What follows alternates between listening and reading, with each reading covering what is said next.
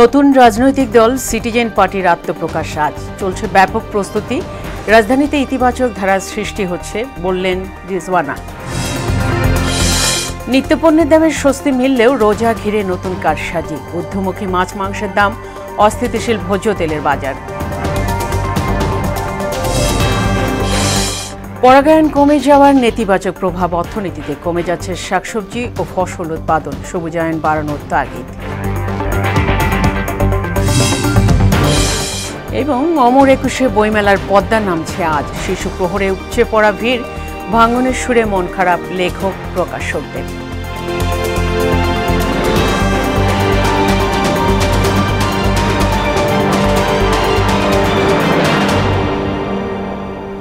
আসসালামু আলাইকুম, সবাইকে মোহনা সংবাদে স্বাগত। শুনছিলেন শিরোনাম, সঙ্গে আছি ফাতেমা রশিদ। এবার বিস্তারিত। ন্যাশনাল সিটিজেন পার্টি বা এনসিপি নামে ছাত্রদের নতুন রাজনৈতিক দলের আত্মপ্রকাশ ঘটতে যাচ্ছে আজ। মানিক মিয়া অ্যাভিনিউয়ে চলছে জোর প্রস্তুতি। বিএনপি সহ কয়েকটি দলকে আমন্ত্রণ জানানো হয়েছে। উপস্থিত থাকতে পারেন প্রধান উপদেষ্টা ডক্টর মোহাম্মদ ইউনূসও। বিস্তারিত জানাচ্ছেন মেজবার রহমান। ডান বাম নয়, জনগণমুখী রাজনীতির আশ্বাস নিয়ে আত্মপ্রকাশ করতে যাচ্ছে শিক্ষার্থীদের নতুন রাজনৈতিক দল। গত 6.5 মাসে ছাত্র জনতা নতুন দল নিয়ে অনেক আলোচনা হয়েছে। শেষ পর্যন্ত নাম কি হবে তা নিয়েও কম চর্চা হয়নি। আহ্বায়ক হিসেবে দলের দায়িত্ব নিতে উপদেষ্টা পদ থেকে পদত্যাগ করেন নাহিদ ইসলাম। অবশেষে জানা গেল ছাত্র জনতার নতুন দলের নাম ন্যাশনাল সিটিজেন পার্টি বা এনসিপি, বাংলায় বলতে গেলে জাতীয় নাগরিক পার্টি। রাজধানীর বাংলা মোটরে এক বৈঠকে জাতীয় নাগরিক কমিটির দায়িত্বশীল 4 জন নেতা দলের নাম ও শীর্ষ নেতৃত্বের বিষয়টি নিশ্চিত করেছেন। এনসিপির আহ্বায়ক হিসেবে থাকছেন নাহিদ ইসলাম আর সদস্য সচিব আক্তার হোসেন, প্রধান সমন্বয়ক নাসির উদ্দিন পাটোয়ারি, যুগ্ম সমন্বয়ক হান্নান মাসুদ, দলের দক্ষিণ অঞ্চলের মুখ্য সংগঠক হাসনাত আবদুল্লাহ এবং উত্তর অঞ্চলের মুখ্য সংগঠক সার্জিস আলম। জানানো হয় নতুন কমিটি আগামী জাতীয় সংসদ নির্বাচন পর্যন্ত নেতৃত্ব দিবে।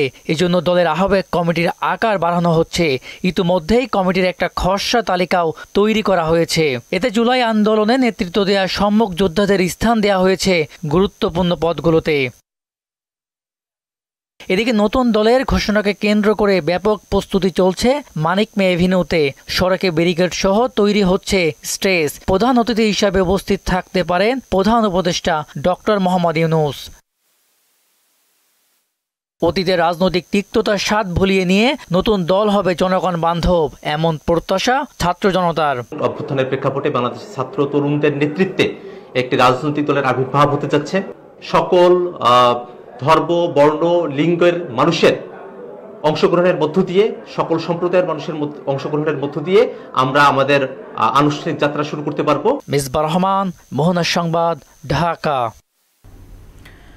নতুন রাজনৈতিক দল দেশের রাজনীতিতে ইতিবাচক ভূমিকা রাখবে বলে আশা করছেন বন ও পরিবেশ উপদেষ্টা সৈয়দা রিজওয়ানা হাসান। তিনি বলেন, নতুন দল গণতন্ত্র এবং জনগণের জন্য কাজ করলে তা নতুন বাংলাদেশ গঠনে কাজে লাগবে। রাজধানীতে এক অনুষ্ঠানের শেষে সাংবাদিকদের প্রশ্নের জবাবে তিনি এসব কথা বলেন।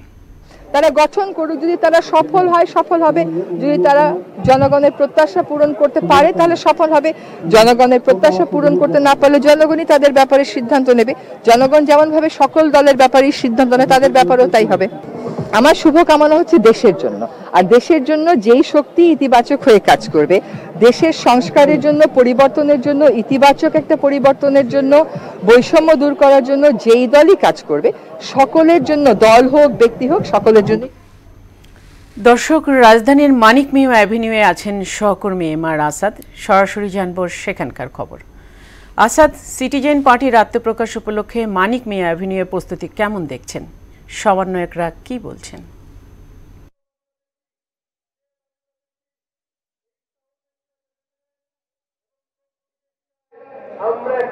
ফাতেমা, আপনি নিশ্চয়ই শুনতে পাচ্ছেন যে আত্মপ্রকাশের যে দলের নতুন রাজনৈতিক দলের যে আত্মপ্রকাশ হবে তার যে মঞ্চ, সেখান থেকে মাইকে কিন্তু বক্তব্য চলছে, বিভিন্ন ধরনের নির্দেশনা আসছে এবং আপনাকে আমি দেখানোর চেষ্টা করছি যে যে মূল মঞ্চটি করা হয়েছে সেই মঞ্চকে ঘিরে কিন্তু অনেক মানুষ নেতাকর্মীরা দেশের বিভিন্ন স্থান থেকে কিংবা রাজধানীর বিভিন্ন এলাকা থেকে কিন্তু এখানে আসছেন এবং জড়ো হচ্ছেন।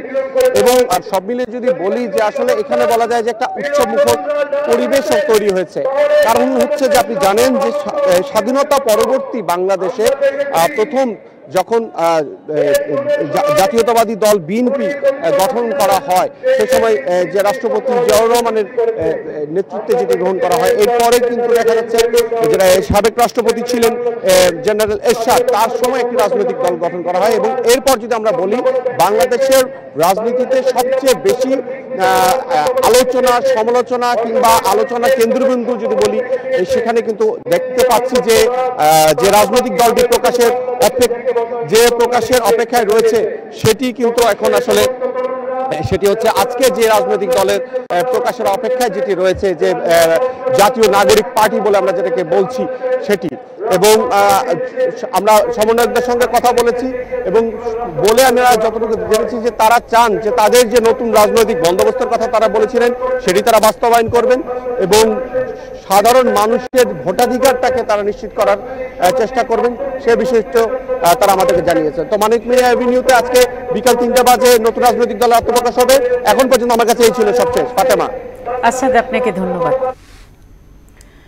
রোজা ঘিরে বেড়েছে লেবু, শসা এবং বেগুনের দাম, ঊর্ধ্বমুখী সব রকম মাংসের দাম, বেড়েছে মাছের দামও। এদিকে বাজারে এখনও স্বাভাবিক হয়নি বোতলজাত সয়াবিন তেলের সরবরাহ। বাজারে স্থিতিশীল রাখতে বাস্তবসম্মত তদারকির দাবি ভোক্তাদের। বাজার ঘুরে আরও জানাচ্ছেন উষা ফেরদৌস। সবজির ভরা মৌসুমেও রোজা ঘিরে বেড়েছে ইফতারের অন্যতম অনুষঙ্গ লেবুর দাম। গত 15 দিনের ব্যবধানে প্রায় দ্বিগুণ দামে বিক্রি হচ্ছে লেবু। সাধারণ মানের লেবু 40 থেকে 80 টাকা আর বড় লেবু বিক্রি হচ্ছে 100 টাকার আশপাশে।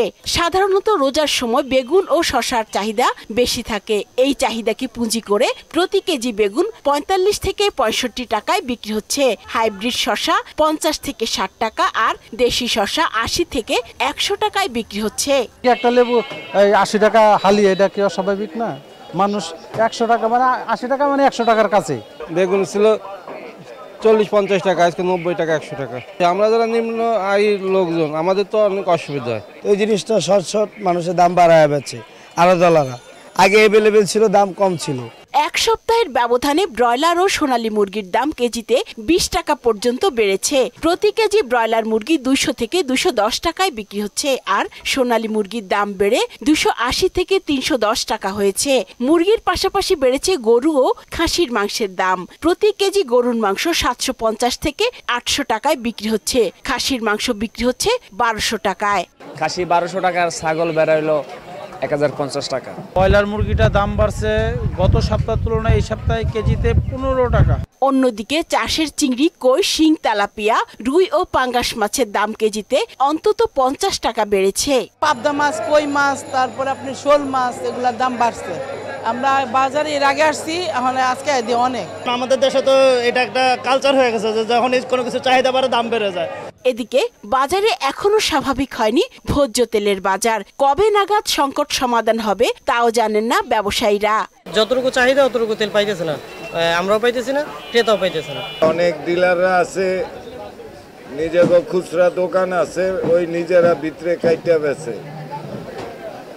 মানে দোকানদারকে দেয় না। তবে রোজার পণ্য হিসেবে পরিচিত ছোলা, চিনি, ডালের দাম স্থিতিশীল রয়েছে।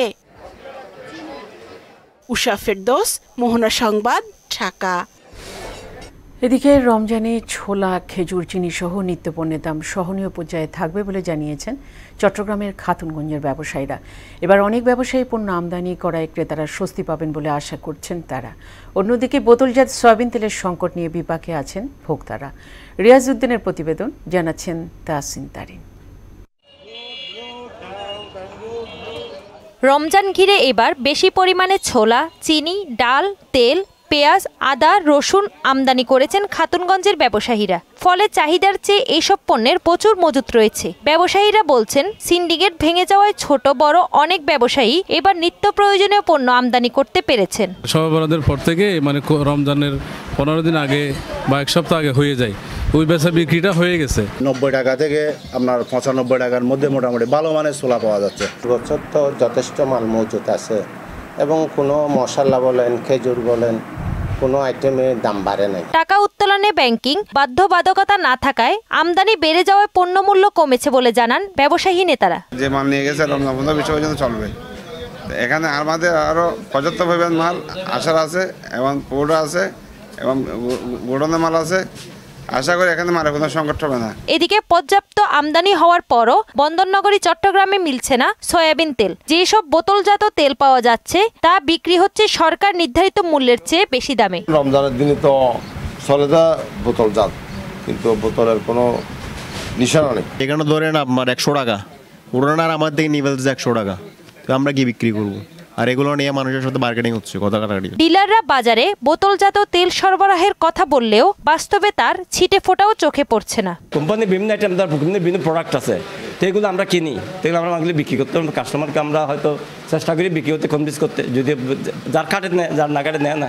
কনজুমার রাইটস নেতার মতে রমজান সামনে রেখে ভোজ্য তেলের দাম বাড়ানোর পায়তারা করছে সিন্ডিকেট। কোম্পানি এবং ডিলার পয়েন্ট থেকে যখন সরবরাহ কম হচ্ছে, নিশ্চয়ই আগামীতে দাম বাড়বে, তো সেই জন্য তারাও এটা কৌশল করছে। এখন প্রশাসনের উচিত হবে ডিলার পয়েন্ট এবং কোম্পানিকে, মানে কোম্পানির যেসব গোডাউন আছে সেই গোডাউনগুলোকে তদারকি করার। ভোক্তা পর্যায়ে সুফল পেতে খুচরা বাজারে তদারকি জোরদারের পরামর্শ দিয়েছেন পাইকাররা।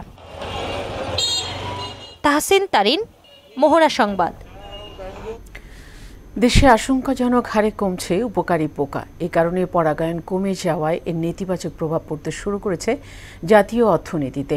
পরাগবাহী পোকামাকড় হারিয়ে গেলে অনেক ফসল, শাকসবজি এবং ফসল উৎপাদন কমে যাবে।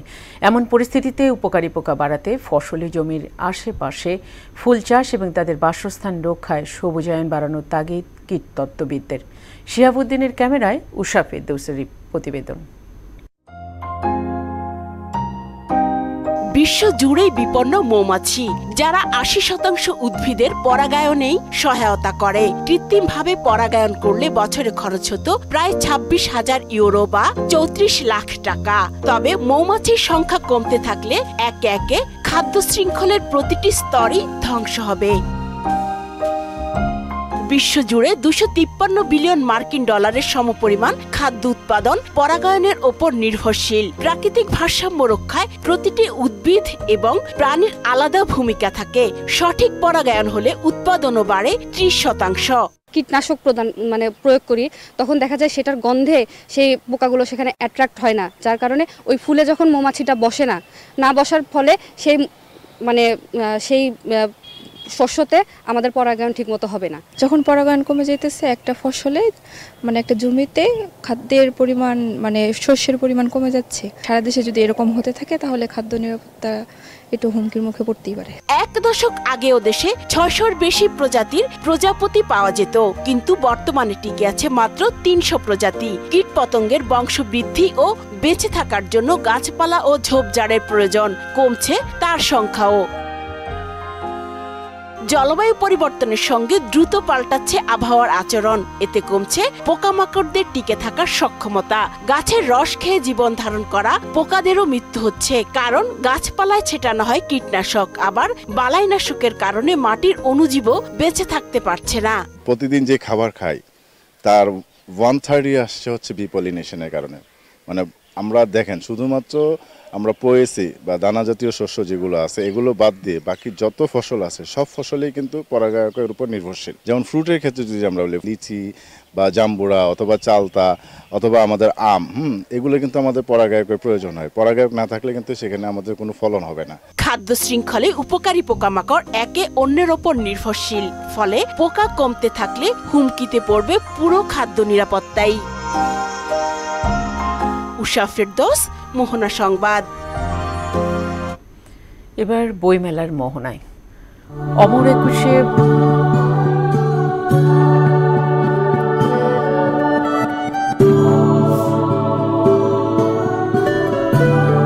অমর একুশে বইমেলার পদ্মা নামছে আজ, তাই তো ভাঙনের সুর বাজছে বইপ্রেমীদের মাঝে। এবার শনিবার ছুটির দিনে শুরু হয়েছিল বইমেলা, শেষও হচ্ছে আরেক ছুটির দিন আজ শুক্রবারে। বেলা 11টায় শুরু হয়েছে শিশু প্রহর, মেলা চলবে রাত 9টা পর্যন্ত। শেষ মুহূর্তে মেলা প্রাঙ্গণ জুড়ে এখন বিষাদের ছায়া, তাই তো বিকেকে নিয়ে ভালো হলেও মন খারাপ লেখক প্রকাশকদের।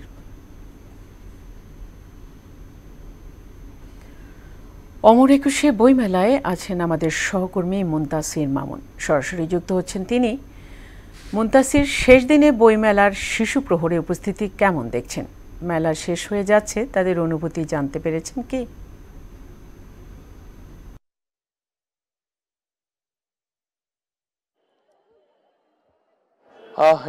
যেমনটি বলছিলাম যে আজকের শেষ দিন, অর্থাৎ শুরু হয়েছিল কিন্তু এই শনিবার এবং শেষও হচ্ছে কিন্তু সেই শনিবার দিয়েই। এবং যদি বলতে চাই যে আসলে এবারের যে বইমেলা, সেই বইমেলায় কিন্তু অন্যান্য বারের বইমেলার তুলনায় অনেক বেশি মানুষ এসেছেন এবং তারা কিন্তু বলছেন যে এবারের বইমেলাটি অন্যান্য বারের বইমেলার তুলনায় অনেকটাই জাঁকজমকপূর্ণভাবে তৈরি হয়েছে। এবং যদি একটু বলার চেষ্টা করি যে এখানে কিন্তু আসলে শিশুদের এবারে আনাগোনাটা একটু বেশি ছিল গতবারের তুলনায়, যেটি আসলে দর্শনার্থীরা বলছেন। এবং যেমনটি দেখাচ্ছিলাম যে আসলে এখানে যেই স্টলগুলো রয়েছে, সেই স্টলগুলোতে কিন্তু আসলে উপচে পড়া ভিড় রয়েছে এবং কিছুক্ষণ আগেও কিন্তু এখানে উপচে পড়া ভিড় ছিল। এবং যেহেতু আজকে শুক্রবার এবং জুম্মার দিন, সেই জুম্মার দিন অনুযায়ী কিন্তু আসলে কিছুটা এখন কম রয়েছে। এবং যদি বলি তাহলে কিন্তু বলাই বাহুল্য যে আসলে এখানে সময় বাড়ার সাথে সাথে কিন্তু আসলে দর্শনার্থীরা বেড়ে যাবে। তো ফাতেমা, এই ছিল আমার কাছে সর্বশেষ বইমেলা প্রাঙ্গণ থেকে। মুনতাসির, আপনাকে ধন্যবাদ। মিরপুর শেওড়াপাড়ার মেট্রো স্টেশনের পাশে কাঁচাবাজারে আগুনের প্রায় 45 মিনিটের চেষ্টায় নিয়ন্ত্রণে আনে ফায়ার সার্ভিস। প্রত্যক্ষদর্শীরা জানান বৃহস্পতিবার রাত 2টা 42 মিনিটে এই অগ্নিকাণ্ড ঘটে। এ সময় আগুন নিয়ন্ত্রণে আনতে ফায়ার সার্ভিসের 8টি ইউনিট কাজ করে। কন্ট্রোল রুম থেকে জানানো হয় প্রথমে 4 ইউনিট আগুন নিয়ন্ত্রণে কাজ করে, এরপর আরও 2টি করে মোট 8টি ইউনিট আগুন নিয়ন্ত্রণে কাজ শুরু করে। রাত 3টা 27 মিনিটে আগুন নিয়ন্ত্রণে আসে। ক্ষয়ক্ষতির পরিমাণ নিশ্চিত হওয়া যায়নি। তরুণ প্রজন্ম খেলাধুলার মাধ্যমে একটি সুস্থ জাতি এবং দেশ গঠনে ভূমিকা রাখবে বলে জানিয়েছেন সেনাপ্রধান জেনারেল ওয়াকারুজ্জামান। কক্সবাজারের নৈসর্গিক সৌন্দর্য বিশ্বব্যাপী তুলে ধরতে এবং সুস্থতার চেতনায় রাইড ফর গ্লোরি বার্তাকে ধারণ করে প্রথমবারের মতো মেরিন ড্রাইভ রেস 2025 উদ্বোধন হয়েছে। সকালে সেনাবাহিনীর 10 পদাতিক ডিভিশন এবং কক্সবাজার জেলা প্রশাসনের উদ্যোগে সাইক্লিংয়ে প্রতিযোগিতা অনুষ্ঠিত হয়। এই সাইক্লিং প্রতিযোগিতায় 6টি ক্যাটাগরিতে 26 নারী এবং 374 পুরুষ সহ 400 দেশি বিদেশি সাইকেলিস্ট অংশগ্রহণ করে।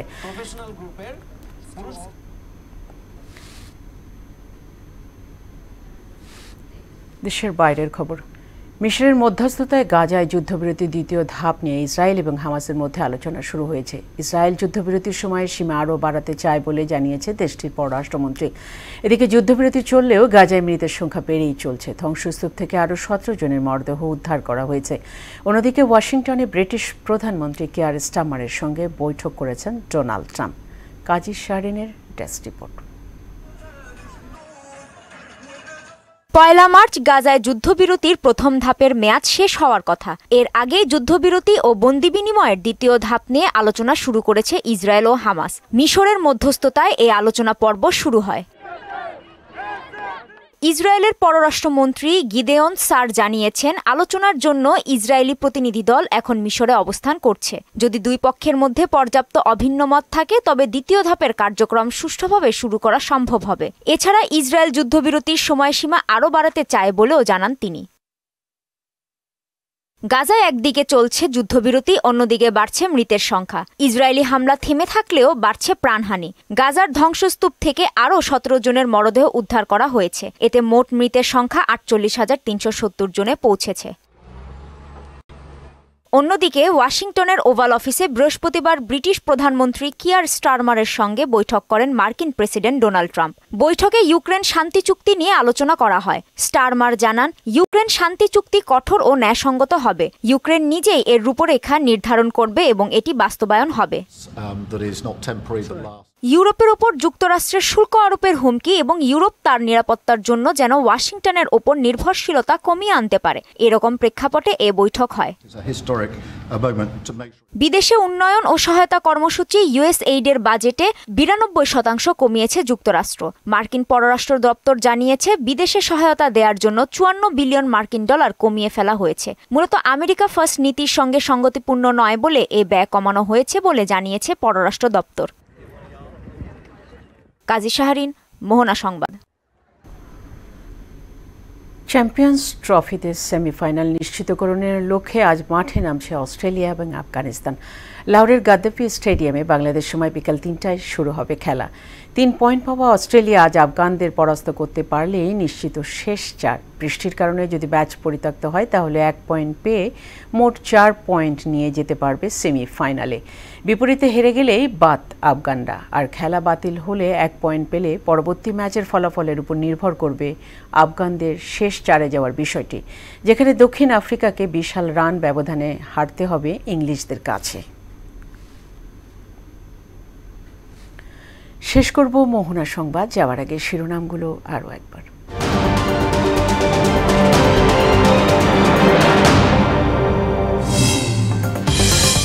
নতুন রাজনৈতিক দল সিটিজেন পার্টির আত্মপ্রকাশ আজ। চলছে ব্যাপক প্রস্তুতি, রাজনীতিতে ইতিবাচক ধারার সৃষ্টি হচ্ছে বললেন রিজওয়ানা।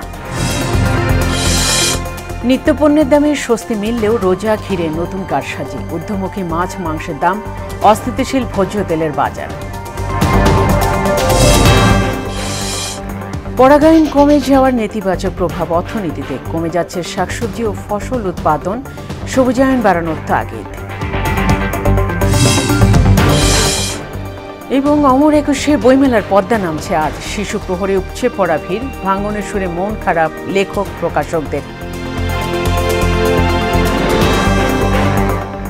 এই ছিল মোহনার সংবাদে। পরবর্তী সংবাদ বিকেল 5:30টায়। এর আগে সংবাদ এক নজরে দেখবেন বেলা 3টায়। মোহনার সবশেষ খবর জানতে ভিজিট করুন www.mohana.tv। সংবাদ দেখতে পারেন ফেসবুক ও ইউটিউবে। এতক্ষণ সঙ্গে থাকার জন্য সবাইকে ধন্যবাদ।